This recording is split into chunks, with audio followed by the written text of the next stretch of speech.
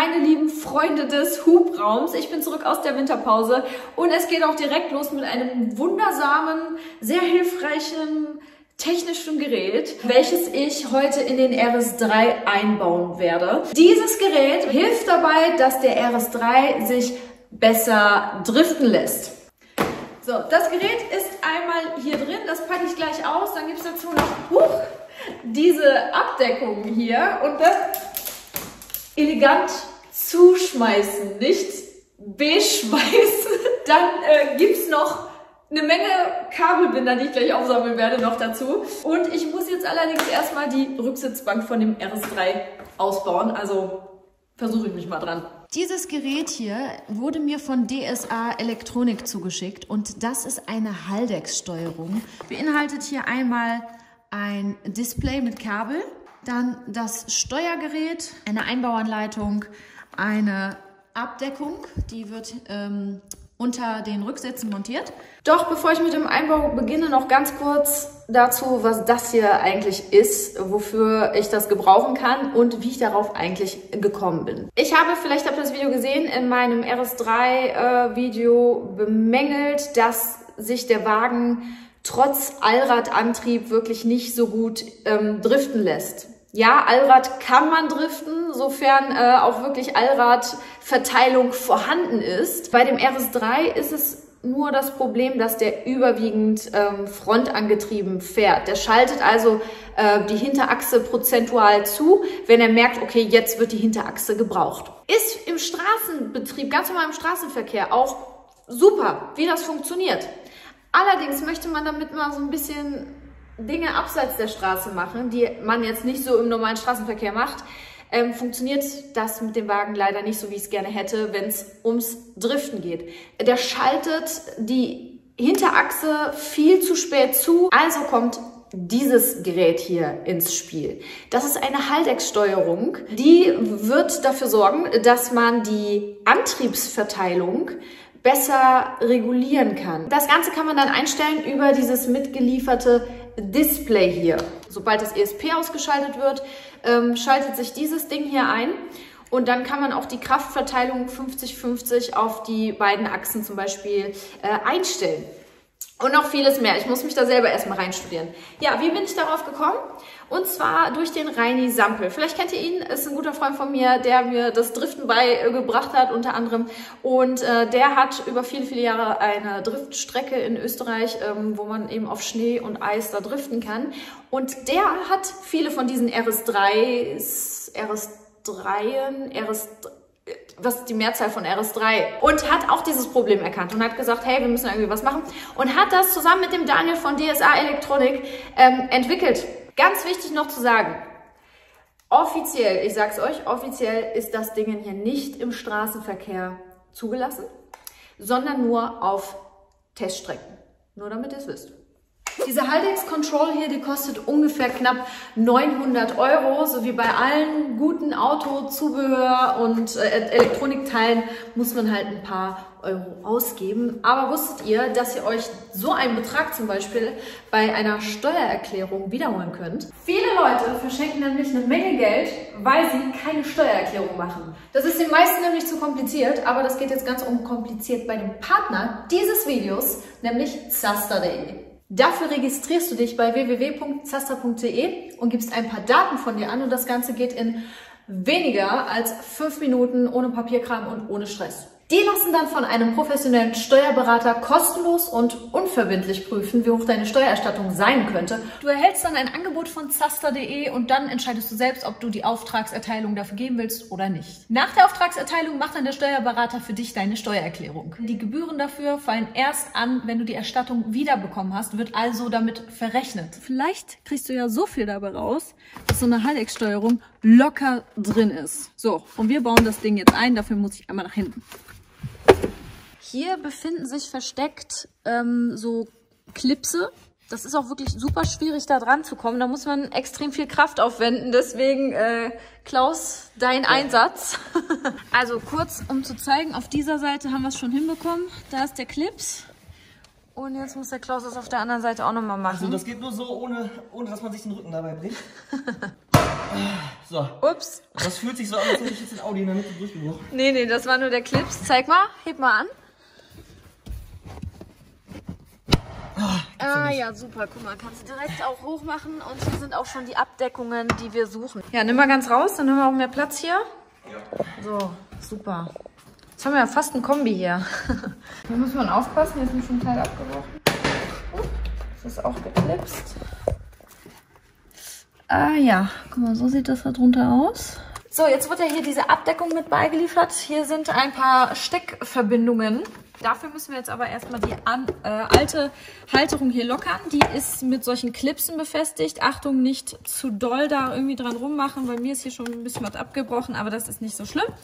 Und dann sind hier, die habe ich jetzt schon vorgelockert, weil die waren ein bisschen fest, hier so 2 Stecker stecken hier drin. Die klipsen wir jetzt hier einfach aus.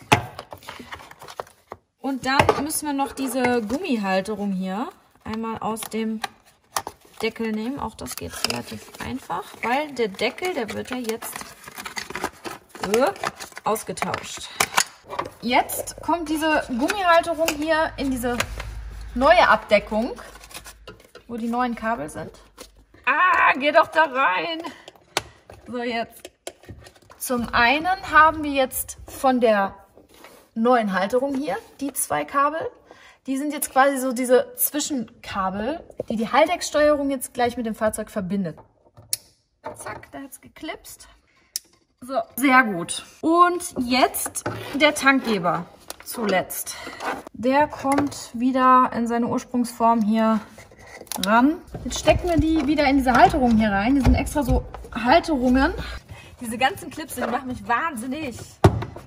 Geh doch da rein. So, und jetzt kommt das Wichtigste an dem Ganzen. Einmal bitte das Haldex-Steuergerät. Und das wird jetzt an diesem übergebliebenen Kabel hier befestigt. Da passt es rein. So, und jetzt kommt dieses Display hier ins Spiel. Übrigens sehr schön hier in Carbon. Die Optik ist schön. Das Display kommt ja gleich nach vorne, aber wir müssen das ja jetzt hier an die Haldex-Steuerung anschließen. Das Displaykabel schließen wir jetzt noch hier an. Und das verlege ich jetzt gleich relativ elegant nach vorn. Ich habe jetzt das Kabel zum Display nach vorn einfach hier unter die Abdeckung verlegt. Und dieses Gerät bleibt jetzt hier, damit man das auch jederzeit irgendwie da dran kann und an- und abklipsen kann. Einmal die Zündung an. Ja, guck mal, jetzt zeigt er mir auch direkt Einstellungsmöglichkeiten an. Das ist auch ein Touch-Display hier natürlich. Um euch jetzt zu zeigen, was man da alles einstellen kann und wie das Ganze in der Praxis funktioniert, dafür fahre ich jetzt zum Fahrsicherheitszentrum in Olpe. So, wir sind angekommen beim Verkehrssicherheitszentrum in Olpe und ich habe schon die Pylonen hier am Start. Ich stecke mir jetzt hier mit ein paar Pylonen so einen Kurs ab, um diesen Kurs gezielt rum zu driften. Gerade schon mal probeweise einmal kurz hier die Strecke gefahren. So, und jetzt brauchen wir hier noch zum Schluss den Kreis, um zurück zu driften. So, wir probieren es jetzt im ersten Durchgang, natürlich ohne eingeschalteter Haldex-Steuerung und im zweiten Durchgang dann mit. Und dann bin ich mal auf den Unterschied gespannt. Los geht's! Ich habe jetzt vergessen, das Display ordentlich zu befestigen. Das mache ich natürlich im Nachhinein noch. Also, sobald man das ESP ausschaltet, dann geht überhaupt erst dieser Haldex Control hier in Betrieb. Das heißt, dann kommt man überhaupt erst in dieses Einstellungsmenü rein. So, wenn das ESP ganz normal eingeschaltet ist, dann ist alles serienmäßig, dann läuft alles so, wie als ob keine Haldex Control hier drin sitzen würde. Wir gehen jetzt mal in die Einstellung hier. Man kann einmal Modus, Allrad und Front. Ja, Front macht natürlich keinen Sinn. Wir wollen natürlich Allrad. Die Haldex Control On-Off. Also auch hier kann man nochmal einstellen, ob das überhaupt jetzt hier arbeiten soll, das Gerät, oder nicht. Also wenn ich jetzt ganz normal im ESP Off Modus fahren will, aber ohne die Haldex Control, kann ich die hier auch ausstellen. So, dann kann man hier einstellen minimaler Sperrgrad prozentual und maximaler Sperrgrad. Das bedeutet, wie viel Prozent zum Beispiel auf die Hinterachse dann letztendlich gehen. Also maximaler Sperrgrad habe ich hier bei 100%. Das bedeutet, dass so viel auf die Hinterachse geht, wie nur geht. In dem Fall, können wir allerdings, also maximal 50% auf der Hinterachse, also dann wirklich 50-50 Verteilung Allrad fahren, weil auf Heckantrieb umstellen, das geht nicht. Also maximalste Einstellung, die geht, ist 50% Hinterachse. So, wenn wir jetzt hier 100% eingestellt haben und hier minimaler Sperrgrad 55, habe ich mir sagen lassen, das soll so die beste Einstellung sein.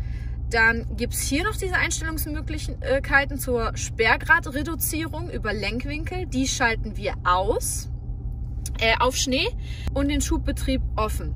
So, das sind die Sachen, die man jetzt hier einstellen kann. Je nachdem, auf welchen Untergrund zum Beispiel man fährt und welche Ansprüche man ans Fahrzeug hat, kann man natürlich auch hier die Dinge umändern. Zum Beispiel, wenn ich jetzt auf Asphalt driften würde, würde ich hier nochmal andere Einstellungen vornehmen. Aber wir sind Gott sei Dank hier heute reifenschonend auf Schnee unterwegs. Was auch noch geht, sind hier die Messwerte, die man sich anzeigen lassen kann. Und zwar einmal Motor und einmal Haldex. Im ersten Durchgang habe ich ja gesagt, fahren wir jetzt mit der Haldex Control Off. Das heißt, die regelt da jetzt nicht mit. Na, dann gucken wir mal, was da geht. Festhalten. Okay, da merkt man direkt schon, obwohl wir auf glattem Untergrund fahren, der schiebt so gut er kann über die Vorderachse. Natürlich bekommt man ihn noch in den Drift, aber genau das, was ich bemängelt habe, zu spät. Also dann, wenn ich eigentlich schon das Übersteuern auf der Hinterachse haben möchte, passiert noch nichts. Und das passiert in dem Fall immer erst zeitverzögert, wenn ich schon eine gewisse Geschwindigkeit aufgebaut habe. Ja.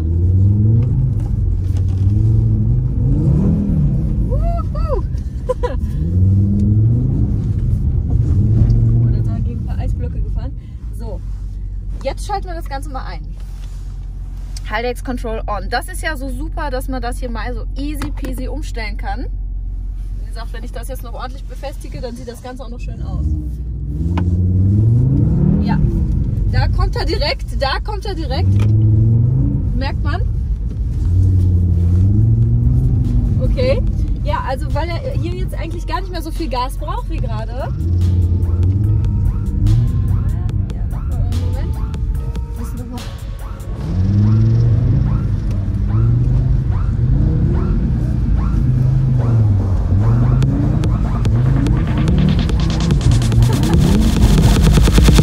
What in the world is going on?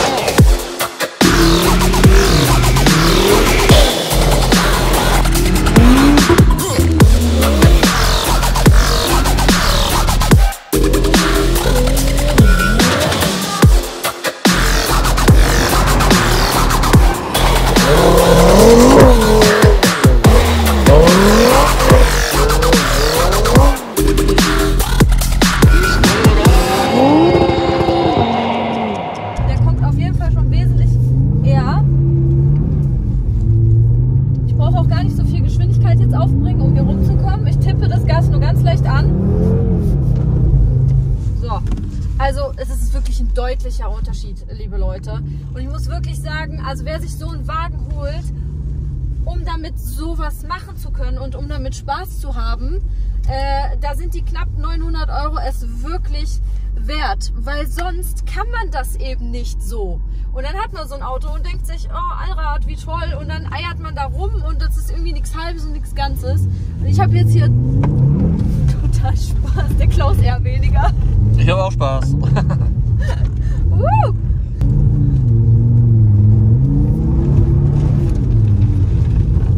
Ja. Ja, super Teil, würde ich sagen. Also ich bin echt begeistert. Ich hätte nicht gedacht, dass man den Unterschied so krass merkt. Schauen wir mal, wie die Radkästen aussehen. Ah ja, geht. Hat Klaus gerade schon noch ein bisschen leer gefahren hier. Ja, da steckt schon ordentlich Schnee zwischen. Vielen, vielen Dank an DSA Elektronik für die Haldex Control. Macht wirklich super Spaß. Und wenn euch das Thema interessiert und wenn ihr alles über die Haldex Control wissen möchtet, ich habe hier unten in der Beschreibung einen Link reingepackt. Dann noch vielen, vielen Dank an das VSZ in Olpe, dass wir uns hier wieder auf dem Testgelände austoben durften. Ja, und wenn ihr es noch nicht getan habt, liebe Leute, dann freue ich mich natürlich riesig, wenn ihr meinen Kanal abonniert und in den nächsten Videos auch wieder am Start seid. Ciao!